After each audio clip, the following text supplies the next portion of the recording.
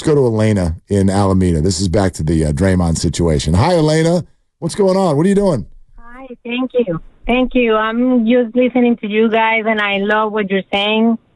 But I just have a thought about this. I think what we're doing with the kids playing the Warriors and the kids around basketball, we are teaching them to allow codependency. We are not helping them with this kind of aggressive relationship they're having, and this is ruining the kids, the Rockies, to move on because they are playing with all their heart, and Draymond Green is winning everything at the moment he decided to. So I think we need to stop. We need to stop Draymond Green from doing this. He shouldn't be allowed to do that just because. It's a fascinating point. It really is. Elena, thank you very much. She used the word codependency, and that's building on what we were talking about. Again, the sports version of what sometimes can be an abusive relationship, which is the Warriors have repeatedly been put in a position of, okay, this person is acting out. Are you going to do something about it?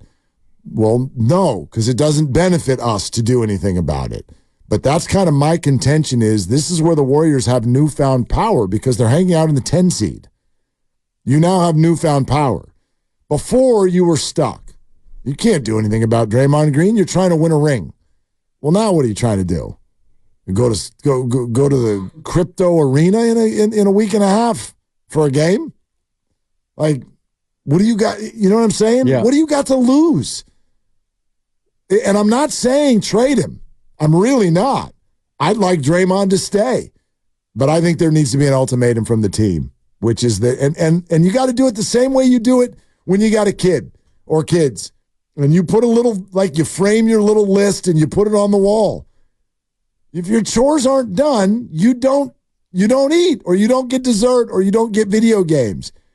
Draymond, we're going to make a list.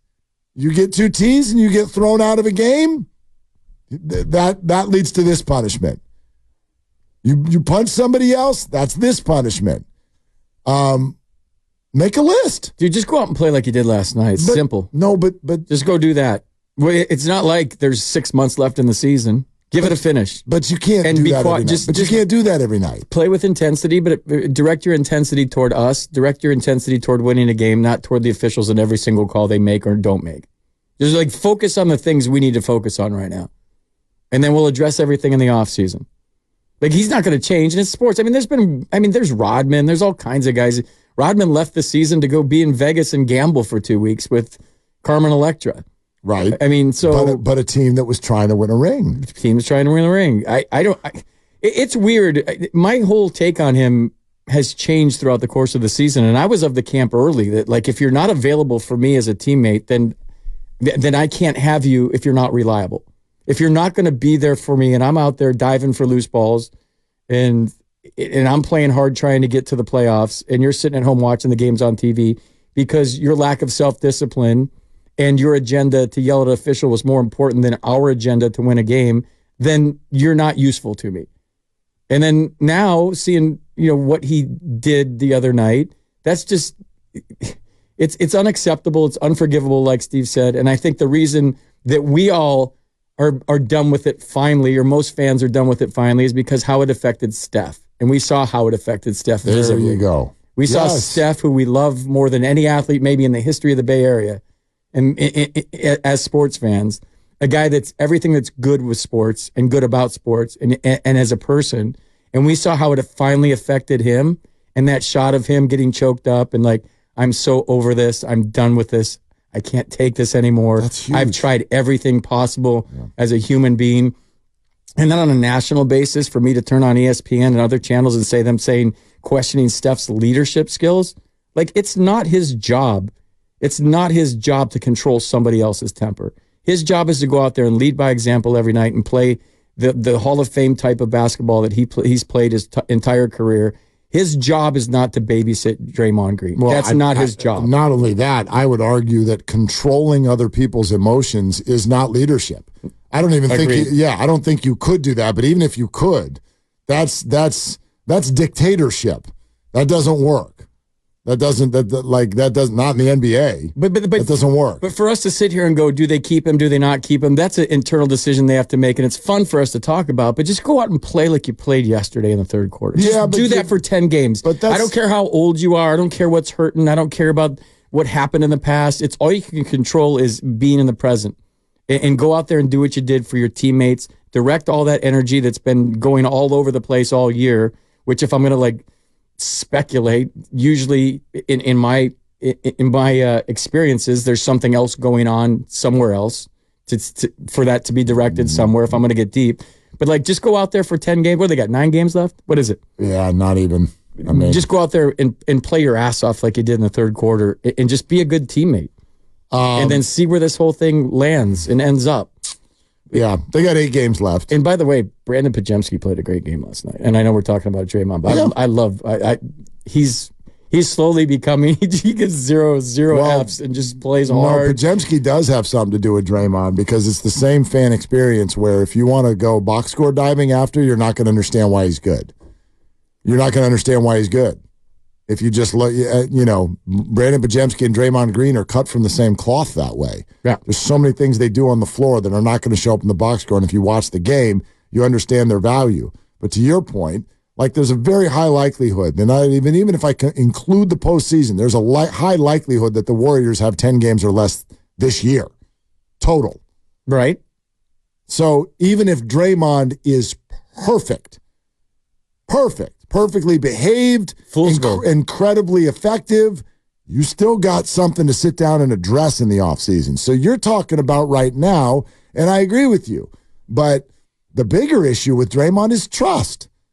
That's why Steph was crying, I believe, is that the frustration is overwhelming in those moments where you realize everything that you're doing, everything that you're talking about, everything that you're asking, everything that you think is agreed upon, every single agreement and contract, verbal and beyond, that has been made between brothers, between teammates in a locker room, with coaches, with leaders, managers, whatever, everything didn't work.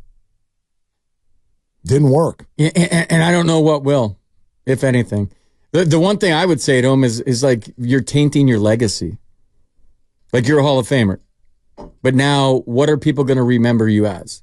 Are they going to remember as you winning 4 championships? Or are they going to remember you as a guy that couldn't control your temper, gets thrown out of games, and leave your teammates hanging? I mean, we're already at both, don't you think? Yeah. We're already at both. That would hit home for me. If you said, dude, your legacy and how people are thinking about you and how people are going to remember you. But that's my question. The guy we saw in the parade right here on Market Street a couple years ago that was in the front of the bus with the big boom box, and he had the Celtics green shirt on, whatever, I forget what it said. In the parade, he had a green shirt on because it was sick. And I was like, I love that guy. Is that the guy we're going to remember? Or is it going to be the guy that punches people, gets thrown out of games, and gets suspended indefinitely? You just said it. You said that's what would hit for me. That would, big time. I think that Steph Curry and the Golden State Warriors are still searching for the thing that will actually hit with Draymond. And that's what's so damn difficult, and I think so frustrating, because the league came in with an indefinite suspension, and then he came back and behaved so well for 8 or 9 games or 15 or whatever it was. But you could see it trickling toward the other night. In the last few games, you could. Yep. But prior to that, Steve Kerr had fawned over him. I fawned over him, impressed. You were the one I was sitting here talking to, how impressed I was when he didn't flip his lid against Memphis when there was an opportunity to do so. Steve Kerr said he had been perfect. He'd been absolute. And I think that the team, the reason that Steph Curry cried the other night, they thought they had finally gotten to him. After all these years, they thought they finally had his attention, and he finally had turned a corner. And that moment, 3 minutes into a 6-4 basketball game in Orlando in the middle of the week, they realized, nope, we haven't gotten to him. Nobody's gotten to him. And we probably feel like we've tried everything we can think of. And I'm here to offer the one thing that, yes, you've probably thought of, but you haven't done, which is you need to tell him we're now the judge and the jury. And these things we find to be counterproductive for our team. And if you continue to do them, we will not have your back. I take it. I think you're making great points, and neither one of us, as it says on the text line, are certified psychologists. Nope. But boy, I'm getting you're closer. Getting deep in the weeds, and I love it. Dude, this is like my wheelhouse. I love getting deep in the weeds. I think it's as simple as like, have you ever been to a point with anybody in your life where like I just can't take it anymore, and you break down? I think that's what Steph did. Just like, I'm over this. I can't take this anymore. Well, right, but that's why people thought, right? And he put the jersey over his head. There doing it. And he's like, should get to YouTube and see FP cry through his hoodie. I can't take this anymore. Right, but I just can't. I agree with you, but that's what people were reading last week. And that means he likes him and he cares about him. Of course. If he had washed his hands with him, he wouldn't have reacted like that. I agree. Because they're brothers. And they've done a lot of great things together. But if Steph Curry says, I can't take this anymore, then that's it. That's it. But then the third quarter spurt happened yesterday, and it was just like beautiful, dude. It was like they were 18 again and trying to get to the NBA, and they were playing for the love of the game. And you throw out the contracts, the money, the rings, the parades, and all the drama behind the scenes, and the Jordan Poole thing, and the suspensions, and they just played basketball, and it was beautiful, dude. And that's why it mimics an abusive relationship, because you can't quit him. Because he's got that. Can't quit you. Yeah. I wish I knew. I wish I knew how to quit you. How to quit you. They should. NBC Sports Bay Area should do a commercial with the two of them doing that. That would actually be funny for a minute. It would. And then it would frustrate people. I'm sure it would offend people too. There's no doubt it would offend people. Charles in Berkeley is here, and I have to admit that out of the corner of my eye, when you put that, Lucas, you put that up on the call screen, and I thought for a minute that Charles Barkley was on the phone. Because out of the corner of my eye, all I can see is Charles Berkeley. So it's not Charles Barkley, it's Charles Berkeley? All right. Charles in Berkeley. Hi, Charles in Berkeley. What are you doing? Terrible. Hey, well, I'm just listening to this, and that game last night was incredible, and it was so much fun to watch. But, I don't know what you do. Draymond is going to go the other way. I mean, he has gone sideways more times than I can count, and he has been so frustrating to hang on to, and he can be so brilliant at times. And, I think it's devastating for the team overall over a period of time. And, the Warriors are all getting old, and it's just you're going to have to make changes going into next year. You cannot trot out the same team. They kind of trotted out the same team this year and didn't get anywhere, kind of comparable to last year. And that's just not going to cut the mustard. Thanks, Charles. Where'd you get cut the mustard saying? Yeah, there's a lot of them out there. How did you get that? For your this segment sponsored by Adderall. Like, where did that? Like, who cuts mustard? Well, there's I had a buddy one time that wanted to do a book of sayings that don't make sense, like the different things that we say that don't make sense, and that is absolutely one of them. I would argue you can't have your cake and eat it too. I've never understood that. What do you think having your cake means? You got to eat it. It's eating it. Yeah. So what the hell does that mean, have your cake and eat it too? Cut the mustard? Who the hell has ever cut mustard? You shouldn't even be eating it, let alone cutting it. You're a mustard guy? Barely mustard. Yeah. Just a little bit of mustard. Not a big mustard guy. That's a big part of this. A big part of it, I think. I think the opportunity lies in the fact that the Warriors aren't that good anymore. Cutting down mustard plants is where it came from. Oh, really? Yeah. That's why you were distracted. You were actually looking it up. I wasn't listening to what you're saying. I could tell. I'm like, he's not listening to me. All right, I'm looking. That's okay. I'm listening. No. I have 3 kids. Start over again. I'm totally used to the whole they're not listening to me thing. I'm totally used to it. It's fine. Let's go to Dale in Palo Alto. Hi, Dale. What are you doing? Well, driving around the highways here and enjoying your guys' shows. Thanks, Dale. So personally, I think I have a solution for Draymond, but I want to give a little history first. If you look at last year and this year, and especially this year, Kuminga and Moody really came on strong, and Wiggins found his game again when Draymond was gone. But as soon as Draymond was sitting on the bench doing his coaching of these young players, they fell apart again. And, this is last year teasing about the punch, but I think I have the solution. I think someone like Lacob has to sit down with Draymond and say, we want to retire your number someday, but if you keep doing this, we're not going to just get rid of it. Your retirement number will not happen. And maybe even walk in with a pool jersey with number 23 on. Okay.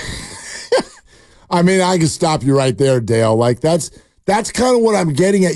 Don't you think you got to walk a fine line here? Because what you're suggesting would offend the living hell out of him, and maybe you won't care. But if you're going to say what you just suggested, I'd rather just walk in there and be like, dude, we're trading you.